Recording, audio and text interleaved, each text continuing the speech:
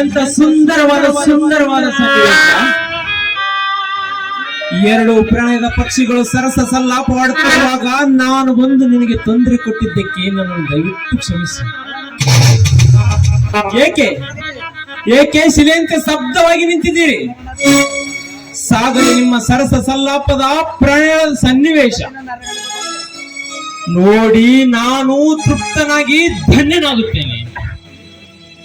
ಕಾವೇರಿ, ಈ ಸಮಯದಲ್ಲಿ ನಿನ್ನನ್ನು ಏನೆಂದು ಹೊಗಳಲಿ? ಸಂಸ್ಕೃತಿಯ ಸಪ್ತಪದಿ ತುಳಿದು ಅಗ್ನಿ ಸಾಕ್ಷಿಯಾಗಿ ನನ್ನ ಕೈಯಿಂದ ತಾಳಿ ಕಟ್ಟಿಸಿಕೊಂಡ ಎಂದು ಕರೆಯಲೇ?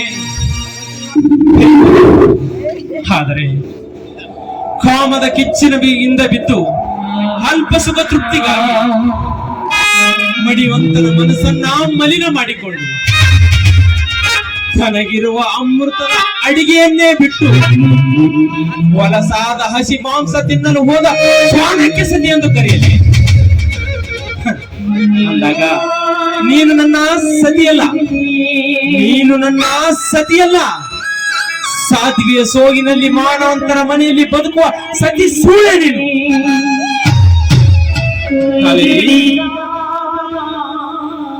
ನಿನ್ನ ಕಾಮ ತೃಷಿಯನ್ನು ತೀರಿಸಲಾರಷ್ಟು ಹೇಳಿ ಎಂದು ತಿಳಿದಿರುವೆ ನನ್ನನ್ನು.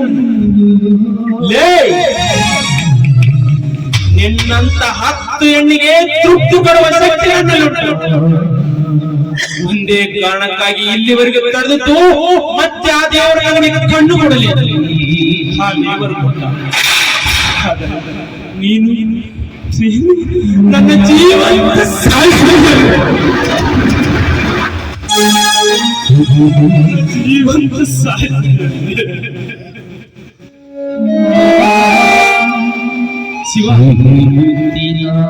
ಶಿವ, ಈ ಸಮಯದಲ್ಲಿ ನಿನ್ನನ್ನು ಏನೆಂದು ಹೊಗಳಲಿ?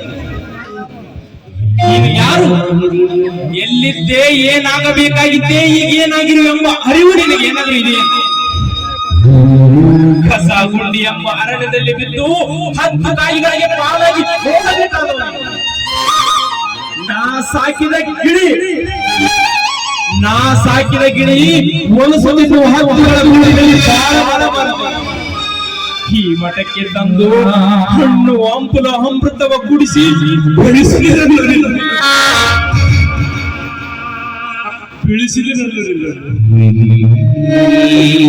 ಆದರೆ ನಾ ಕಟ್ಟಿದ ಮಠವನ್ನು ಹೊಡೆದು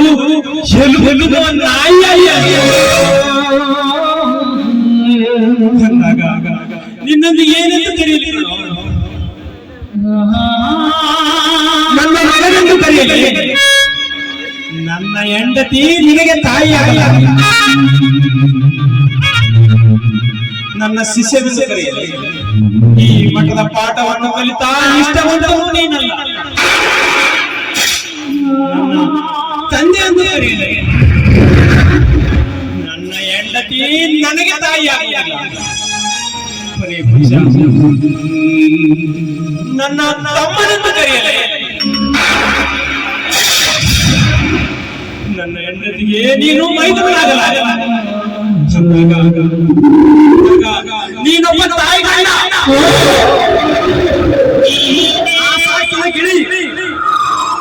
ನಾ ಸಾಕಿದ ಗಿಳಿ ಒಂದು ನೀನವನ್ನೇ ಅಂದಾಗ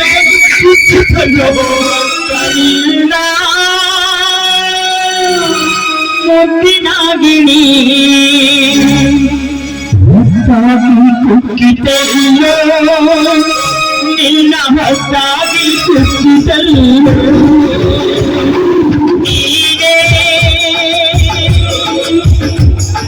ಸಾಕಿದಾಗಿನಿ ನಿನ್ನ ಮುತ್ತಿನಾಗಿನಿ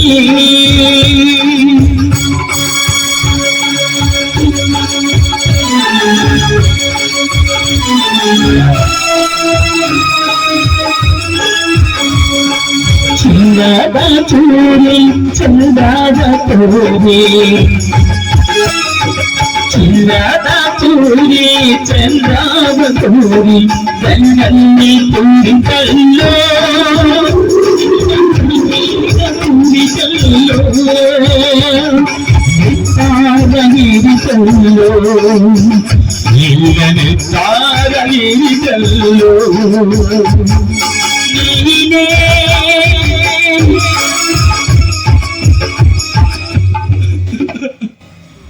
ಡಾಕ್ಟ್ರೇ, ಇದರಲ್ಲಿ ನಂದು ತಪ್ಪದಿಲ್ಲ ರೀ. ಈ ಪಾಪದ ಕಾರ್ಯಕ್ಕೆ ನಾನು ಮುಂದಾಗದಿರುವುದರೇ ಕಾವೇರಿ ಅವರು ಆತ್ಮಹತ್ಯೆ ಮಾಡಿಕೊಂಡು ಸಾಕಿದ್ರು ಅಂತ ನನಗೆ ಭಯ ಹುಟ್ಟಿಸಿದ್ರು. ಅವರು ಸತ್ತು ಹೋದ್ರ ನಾನು ನಿಮ್ಗೆ ಏನಂತ ಉತ್ತರ ಕೊಡ್ಬೇಕಂತ ತಿಳಿಯಲಾರದೆ ಅನಿವಾರ್ಯವಿಲ್ಲದೆ ಈ ಪಾಪದ ಕಾರ್ಯಕ್ಕೆ ನಾನು ಮುಂದಾದರೆ. ಏನು ಈ ಪಾಪದ ಕಾರ್ಯಕ್ಕೆ ಮುಂದಾಗದಿದ್ದರೆ ಅವಳು ಸಾಯ್ತೀನಿ ಅಂತ ಭಯ ಹೊಡಿದ್ರಲ್ಲ. ಲೇ ಮೂರ್ಖ, ಹೊಟ್ಟಿಗೆ ವಿಷ ಹಾಕುವವರನ್ನು ಉಳಿಸಿ ಹಣ್ಣು ಹಾಕಿದ ಪುಣ್ಯಾತ್ಮನನ್ನೇ ಕೊಲೆ ಮಾಡಿದೆಯಲ್ಲ. ಅವಳು ನೀನು ಸಾಯದ ಒಂದು ಕಡೆ ಇರಲಿ, ಅವಳು ಬಾ ಎಂದು ಕರೆದಾಗ ನಿನ್ನ ಕೈಗಳಿಂದ ಅವಳ ಕತ್ತಿಗಿಸಿ ಸಾಯಿಸಿದರೆ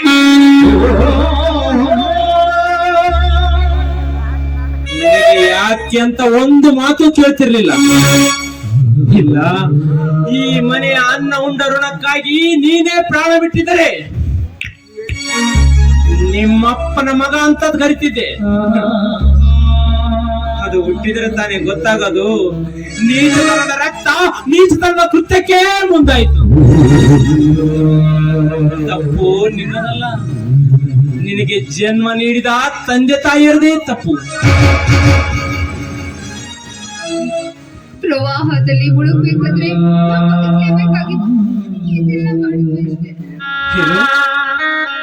ನಿಜವಿದೆ ಕಾವೇರಿ, ನಿನ್ನ ಮಾತು ನಿಜವಿದೆ. ನಿನ್ನ ಹೆಸರೇನು ಹೇಳು? ನಿನ್ನ ಹೆಸರೇ ಕಾವೇರಿ. ಕಾವೇರಿ ಎಂಬುದು ಕನ್ನಡ ನಾಡಿನಲ್ಲಿ ಹುಟ್ಟಿ ಬೆಳೆದ ಒಂದು ಪವಿತ್ರವಾದ ನದಿ ಕಡೆ. ಆ ನದಿಗೆ ಈ 7 ಕೋಟಿ ಕನ್ನಡಿಗರು ಎಷ್ಟೇ ಪ್ರೀತಿ, ವಿಶ್ವಾಸ, ಸೌಜನ್ಯತೆಯಿಂದ ನೋಡಿಕೊಂಡರು. ಮುಂದೊಂದು ದಿನ ಈ ಕನ್ನಡಿಗರ ಹೆದೆಗೆ ಒದ್ದು ತಮಿಳುನಾಡಿನ ಜನರ ಮಡಿಲು ಸೇರಿಕೊಂಡಿತು. ಅದರಂತೆ ಈ ಕನ್ನಡ ನಾಡಿನಲ್ಲಿ ಹುಟ್ಟಿ ಬೆಳೆದ ಈ ಡಾಕ್ಟರ್ ಶ್ರೀಕಾಂತ್ ಎಷ್ಟೇ ಪ್ರೀತಿ, ವಿಶ್ವಾಸ, ಸೌಜನ್ಯತೆಯಿಂದ ನೋಡಿಕೊಂಡರು. ಮುಂದೊಂದು ದಿನ ಈ ತಮಿಳುನಾಡಿ ಕಸದ ಗುಂಡಿಯಲ್ಲಿ ಸಿಕ್ಕ ಈ ತಮಿಳು ಶಿವನ ಪಾಲಿಗೆ ಸೇರಿಕೊಂಡಿಯಲ್ಲ. ಆ ಕಾವೇರಿ ನದಿ ದ್ರೋಹಕ್ಕೂ ಈ ಕಾವೇರಿ ಅಂತರವಿಲ್ಲ. ತಪ್ಪು ನಿಮ್ಮದಲ್ಲ, ಪರರನ್ನು ಪ್ರೀತಿ, ವಿಶ್ವಾಸ, ಸೌಜನ್ಯತೆಯನ್ನು ನೋಡಿಕೊಳ್ಳುವುದೇ ಈ ಕನ್ನಡಿಗರ ದುರದೃಷ್ಟ. ಇವತ್ತು ನಿಮ್ಮನ್ನೆಲ್ಲಿಡಬೇಕು ಅಲ್ಲಿಟ್ಟಿದ್ದರೆ ಇಷ್ಟೊತ್ತಿಗೆ ಈ ಕನ್ನಡಿಗರ ಕುಬೇರ ಈ ದೇಶದಲ್ಲಿ ಬಾಳುತ್ತಿದ್ರು. ಅದು ನಾನು ಅರ್ಥಕೊಳ್ಳಿಲ್ಲ. ಇನ್ನು ಮುಂದೆ ಈ ಕನ್ನಡ ನಾಡಿನ ಜನತೆಗೆ ಕೈ ಮುಗಿದು ಪ್ರಾರ್ಥನೆ ಮಾಡಿಕೊಳ್ತೀನಿ. ಏನೆಂದು? ಹೆಚ್ಚಿಗೆ ಮಾತಾಡೋ ಅವಶ್ಯಕತೆ ನಿಮಗಿಲ್ಲ. ನಿಮ್ಮ ಮುಖ ನೋಡೋದಕ್ಕೂ ನನಗೆ ಹೇಸಿಗೆ ಆಗ್ತಿದೆ. ಇಲ್ಲಿಂದ ಹೊರಟು ಹೋಗ್ರಿ. I say get out.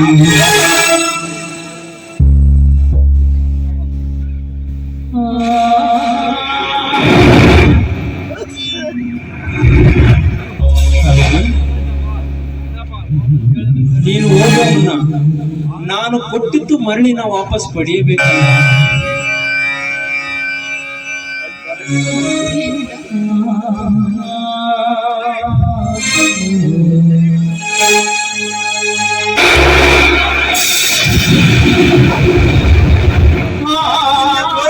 ಈ ಮಾಂಗಲ್ಯ ಪತಿಯನ್ನು ಪಾವಿತ್ರಿಂದ ನೋಡಿಕೊಳ್ಳದ ಈ ಮಾಂಗಲ್ಯ. ನಿನ್ನ ಕೊರಳಲ್ಲಿ ಈ ಮಾಂಗಲ್ಯ ಇರುವುದೇನು? ನಾಯಿ ಕೊರಳಿಗೆ ಲೀಪ ಕಟ್ಟುವುದೇನು? ನಾಯಿ ಕೊರಳಿಗೆ ಲೀಪ ಕಟ್ಟಿದರೆ ಎಲುಬು ಕಡಿಯುವುದು ಬಿಟ್ಟಿದೆ. ನಿನ್ನ ಕೊರಳಲ್ಲಿ ಈ ಮಾಂಗಲ್ಯ ಇದ್ದರೆ ಆದರ್ಶನ ಮಾಡುದು ಬಿಡುವೆಯಾ?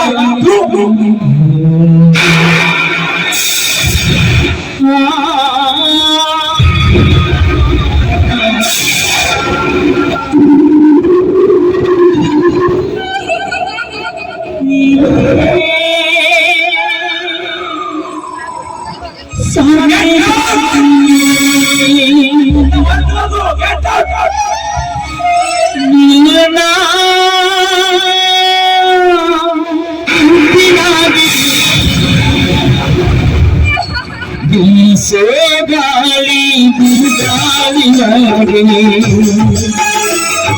ಬೀಸೋ ಗಾಳಿ ಮಲಗಂತಲ್ಲೋ ಮಂಗಿಯ ಮಲಗಂತಲ್ಲೋ